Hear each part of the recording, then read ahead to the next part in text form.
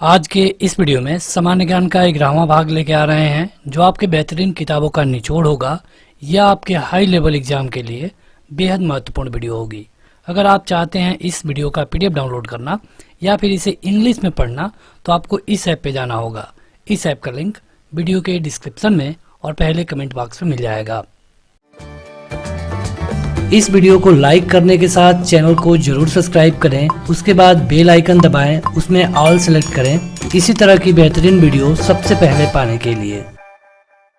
तो यहाँ पे हम वन लाइनर क्वेश्चनों को कवर करते हैं। वैसे इससे पहले भी हमने वन लाइनर क्वेश्चन को कवर किया है लुसेंट और स्पीडी में, लेकिन वहाँ पे थोड़े आसान से क्वेश्चन थे।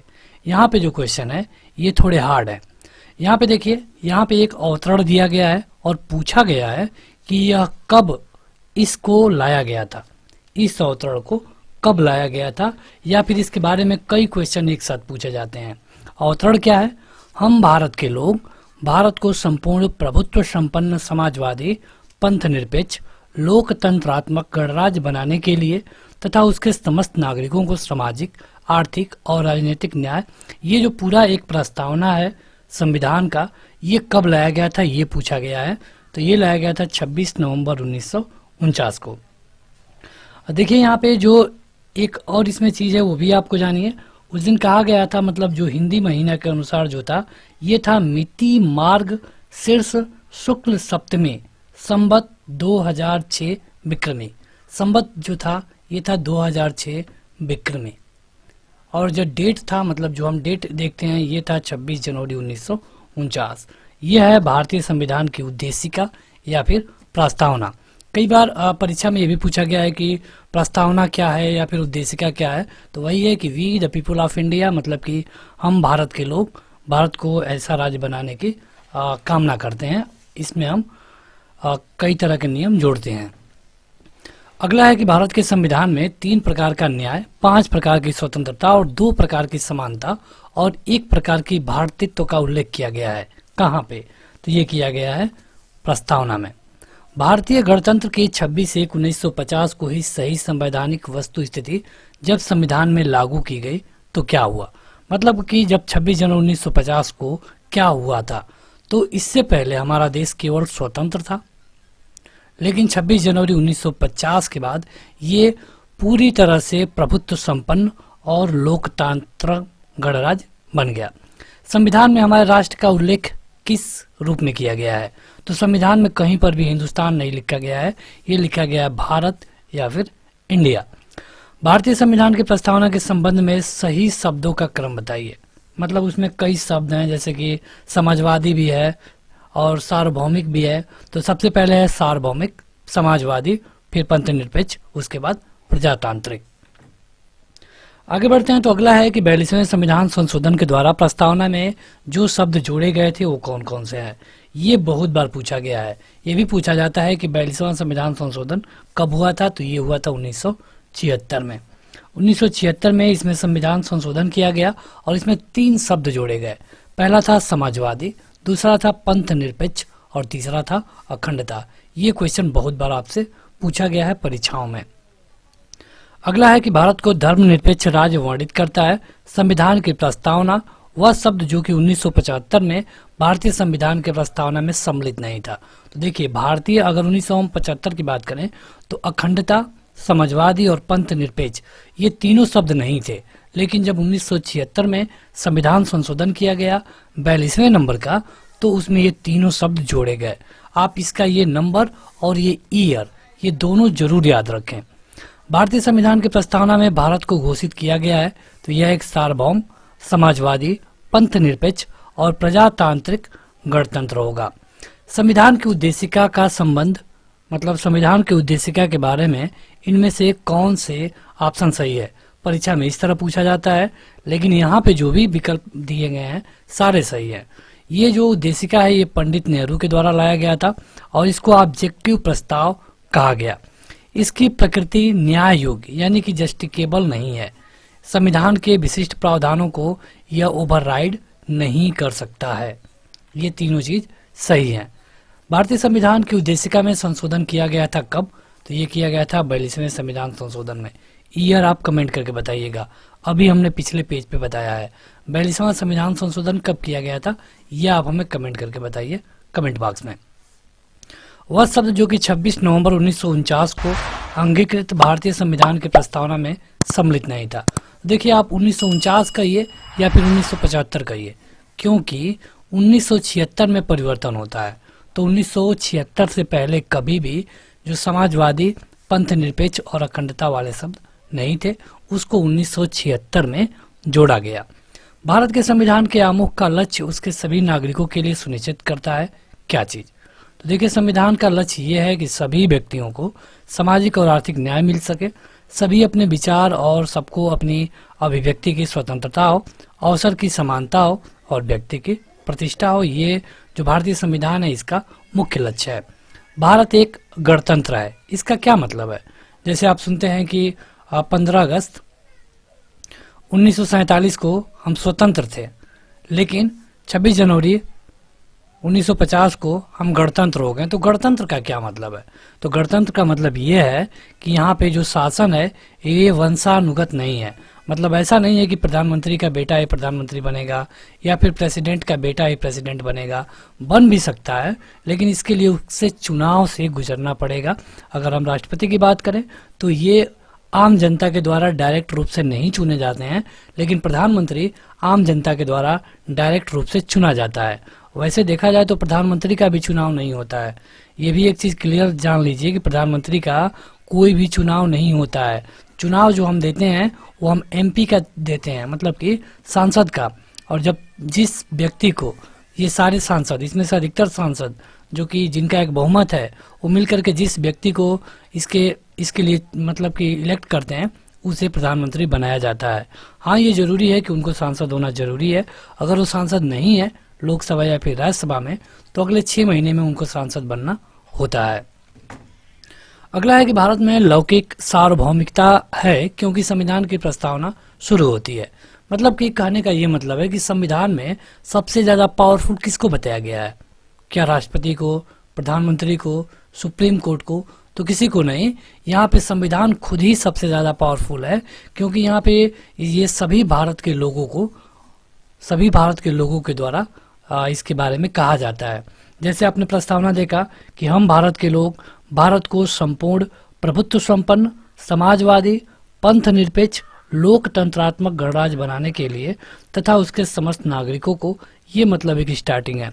शुरू में मिलता है हम भारत के लोग, we the people of India. हम भारत के लोग, we the people of India शब्दों का प्रयोग भारतीय संविधान में किया गया है। प्रस्तावना में परिवर्तन भी किया गया है 42वां संविधान संशोधन के तहत 1976 में। भारत के संदर्भ में धर्मनिरपेक्ष शब्द का सही भाव व्यक्त करता है। मतलब कि भारत में राज्य का कोई धर्म नहीं होगा। मतलब कोई भी धर्म ऐसा नहीं है कि ये हिंदू वाला राज्य है, ये मुस्लिम वाला राज्य है। राज्य का कोई धर्म नहीं होगा, उसमें हर धर्म के लोग रह सकते हैं। भारत के संविधान की उद्देशिका में नहीं है क्या? तो लोक कल्याण। तो अगला क्वेश्चन है कि भारतीय संविधान की प्रस्तावना को हमारे संप्रभु प्रजातांत्रिक गणतंत्र की जन्म कुंडली कहा गया है। ये शब्द किसके द्वारा कहा गया है? ये है के.एम. मुंशी। देखिए अगर हम आपको के.एम. मुंशी के बारे में बताएं तो संविधान बनाने के लिए जो समितियां बनी थी उसमें के.एम. मुंशी भी थे, और उन्होंने ही कहा था कि जो प्रस्तावना है ये हमारे संप्रभु प्रजातांत्रिक गणतंत्र की एक जन्म कुंडली है। संविधान को एक पवित्र दस्तावेज किसने कहा? तो ये कहा गया था डॉक्टर भीमराव अंबेडकर को, जो कि हमारे पहले कानून मंत्री भी बनाए गए। इसके अलावा जो 7 समितियां बनी थी संविधान के लिए, उसमें जो प्रारूप समिति थी उसके हेड भी थे डॉक्टर भीमराव अंबेडकर। देखिए 7 समिति थी और उसमें हर एक समिति के अलग अलग हेड थे। तो इसमें एक समिति थी प्रारूप समिति, और इसके जो हेड थे ये थे डॉक्टर भीमराव अंबेडकर। मतलब कि अगर आपसे ये पूछा जाए कि संविधान को किसने बनाया, तो आपका सही उत्तर होगा संविधान सभा। ये मत कहिए कि डॉक्टर भीमराव अंबेडकर। हाँ, अगर विकल्प में संविधान सभा नहीं है तो आप डॉक्टर भीमराव अंबेडकर को ट्रिक कर सकते हैं। वैसे संविधान का निर्माण संविधान सभा के द्वारा किया गया था। अगला है कि उच्चतम न्यायालय ने धारणा प्रस्तुत की कि उद्देशिका संविधान का भाग है। ये कब धारणा मतलब आया? तो ये आया था बम्बई बनाम यूनियन ऑफ इंडिया विवाद में। देखिए होता क्या है कि जब प्रस्तावना को लाया गया, प्रस्तावना को संविधान में जोड़ा गया, तो कहा गया कि ये संविधान की कुंजी है और इसे कानून का मतलब इसे संविधान का भाग नहीं माना गया। संविधान का इसको भाग नहीं माना गया। जब आप संविधान का भाग नहीं मानेंगे तो संविधान को चेंज किया जा सकता है, ये बताया गया है आर्टिकल 368 में। लेकिन जो चीज़ संविधान का भाग ही नहीं है उसको हम चेंज कैसे कर सकते हैं? तो ये उस समय थोड़ा एक प्रॉब्लम आ गई थी। जो बम्बई बनाम यूनियन ऑफ इंडिया का विवाद था उसमें ये कहा गया कि प्रस्तावना क्यों नहीं संविधान का भाग है, जब तक वो संविधान का भाग नहीं होगा उसे कैसे बदला जा सकता है। तो इसके लिए जो विवाद आया, इसमें 1973 में सुप्रीम कोर्ट ने फैसला दिया और सुप्रीम कोर्ट ने इसमें फैसला दिया कि जो ये प्रस्तावना है ये संविधान का भाग है और इसे परिवर्तित किया जा सकता है। उसी के बारे में ये कहा गया है। अब देखिए यहाँ से एक क्वेश्चन और बनेगा कि संविधान को हम चेंज कर सकते हैं, परिवर्तित कर सकते हैं किस आर्टिकल के द्वारा? तो ये है 368, मतलब कि संविधान संशोधन। अगला है कि सर्वोच्च न्यायालय ने प्रस्तावना को भारतीय संविधान की मौलिक संरचना का भाग स्वीकार किया। मौलिक संरचना क्या मतलब है? देखिए, जैसे उस समय मान लीजिए कोई भी कानून बना था, ठीक, कानून बना था। अब जब हम आज उसमें परिवर्तन करते हैं, कोई सरकार आ गई दूसरी, अब वो परिवर्तन कर रही है तो वो चाहे तो पुराने वाले कानून को बिल्कुल बदल सकती है। ये जा रहा था इधर तो ये कर देंगे लोग इधर, बिल्कुल चेंज। लेकिन प्रस्तावना में ऐसा नहीं है। प्रस्तावना को मौलिक संरचना का भाग बताया गया है। कहा गया है कि कोई भी सरकार या कोई भी संसद इसमें वैसा परिवर्तन नहीं कर सकती है जो इसका बिल्कुल उलट हो। हाँ, अगर इसको पावरफुल बनाने के लिए इसी के दिशा में कुछ परिवर्तन करना है तो किया जा सकता है। तो ये जो निर्णय दिया गया था सुप्रीम कोर्ट के द्वारा, ये केशवानंद भारती विवाद में दिया गया। कहने का मतलब ये है कि केशवानंद भारती वाले विवाद में सर्वोच्च न्यायालय ने कह दिया कि जो इसका प्रस्तावना है वो मौलिक ढांचा है, इसमें आप पॉजिटिव बदलाव कर सकते हैं। मतलब ऐसा बदलाव जो इसको और पावर दे, ऐसा बदलाव नहीं कर पाएंगे जो इसको नीचा करे। भारत के संविधान के उद्देश्यों में से एक के रूप में आर्थिक न्याय का बंद किया गया है। आपको बताना है कि किसके लिए है। यह उद्देशिका और राज्य के नीति निर्देशक तत्व के संबंध में। अगला है कि भारतीय संविधान की प्रस्तावना में जिन आदर्शों एवं उद्देश्यों की रूपरेखा दी गई है उनकी व्याख्या की गई है। तो इनकी व्याख्या की गई मूल अधिकार और राज्य के नीति निर्देशक सिद्धांत तथा मौलिक कर्तव्यों के अध्याय में। ये मतलब कि प्रस्तावना में आदर्श और उद्देश्य की बात की गई है, उसके बारे में बताया जा रहा है। भारतीय संविधान में उद्देश्यों को प्रतिबिंबित कौन करता है? यह है भारत के संविधान की प्रस्तावना। मतलब प्रस्तावना पढ़ेंगे तो आपको पता चल जाएगा कि संविधान का क्या मतलब है, संविधान में किसको ज्यादा पावर दिया गया है। भारत के संविधान की उद्देशिका में व्यवस्था की गई है कितने प्रकार की न्याय की? तो 3 प्रकार की न्याय की। देखिए, इसको हमने अभी शुरू में ही कवर किया था, अगर आपको याद हो तो। यहाँ पे देखिए 3 प्रकार के न्याय, 5 प्रकार की स्वतंत्रता और 2 प्रकार के समानता और 1 प्रकार के भारतीयत्व। तो ये आपको जरूर याद रखना है। ये जो वीडियो आप देख रहे हैं ये थोड़े हाई लेवल के एग्जाम को टारगेट करके बनाया गया है। एक एक पॉइंट हम कवर करने की कोशिश कर रहे हैं। अगर आप इससे आसान क्वेश्चन चाहते हैं तो आप हमारी लुसेंट वाली सीरीज देख सकते हैं जिसमें 100+ वीडियो है, और स्पीडी की सीरीज आप देख सकते हैं स्पेशली रेलवे के लिए, वहाँ पे आपको 50+ वीडियो मिलेगी। सब वीडियो आपको ऐप पे मिल जाएगी, ऐप का लिंक वीडियो के डिस्क्रिप्शन में दिया गया है। संविधान की प्रस्तावना का विधिक स्वरूप क्या है? तो विधिक स्वरूप यह है कि यह लागू नहीं किया जा सकता। बात की जा रही है प्रस्तावना की, इसको लागू नहीं किया जा सकता। राज्य का सबसे महत्वपूर्ण तत्व क्या है? तो यह है संप्रभुता।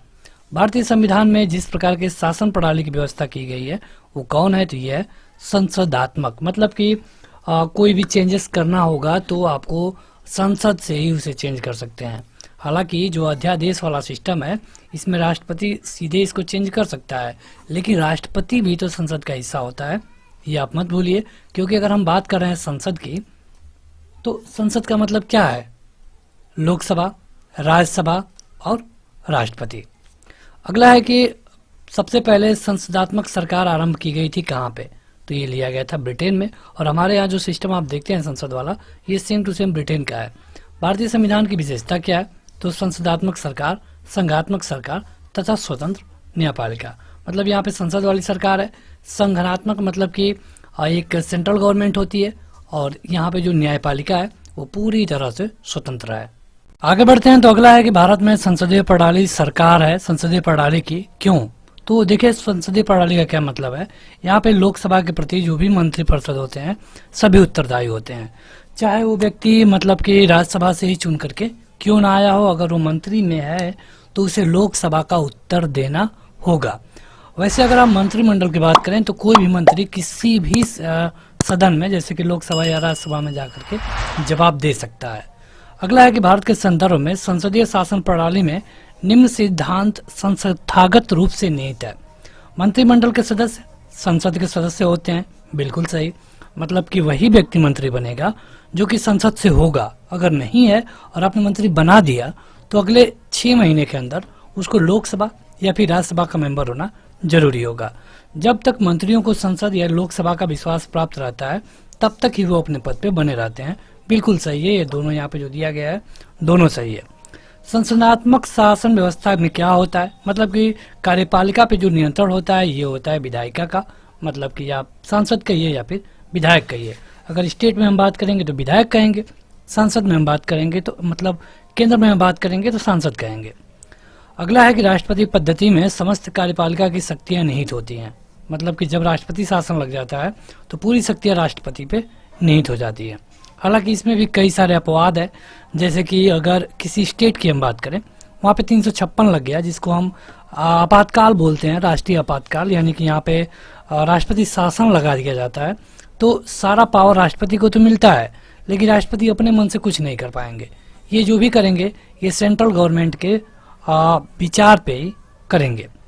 भारत में राजनीतिक व्यवस्था के मूलभूत लक्षण क्या है, तो यहाँ पे लोकतांत्रिक गणतंत्र है, संसद वाली सरकार है और सर्वोच्च जो पावर है ये भारत की जनता के पास है। इसके अलावा जो सही कथन दिए गए हैं कि यहाँ पे एक लोकतांत्रिक राज्य है, संप्रभुता संपन्न राज्य है, लोकतांत्रिक समाज है और एक कल्याणकारी राज्य है। ये सारे जो दिए गए हैं सब कुछ सही है। आगे बढ़ते हैं तो अगला है कि भारतीय राज्य व्यवस्था की विशेषता क्या है। विशेषता मतलब क्या है, विशेषता वही है कि यहाँ पे संविधान वाली सरकार चलती है, लोकतंत्र वाली सरकार है और कानून का शासन है। देखिए यहाँ पे आपको लग रहा होगा कि एक ही चीज को कितना बार रिपीट किया गया है। दरअसल रिपीट होने का कारण यह है कि आपसे परीक्षा में कई तरह से पूछा जाता है और उन सारे क्वेश्चनों को यहाँ पे कवर करने की कोशिश की गई है।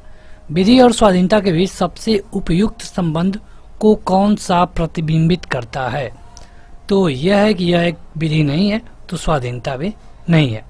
कल्याणकारी राज्य मतलब कि वेलफेयर स्टेट का क्या मतलब है, जैसे कि ये राज्य को जो राज्य के नीति निर्देशक तत्व हैं उसमें मिलता है, ये आयरलैंड से लिया गया है।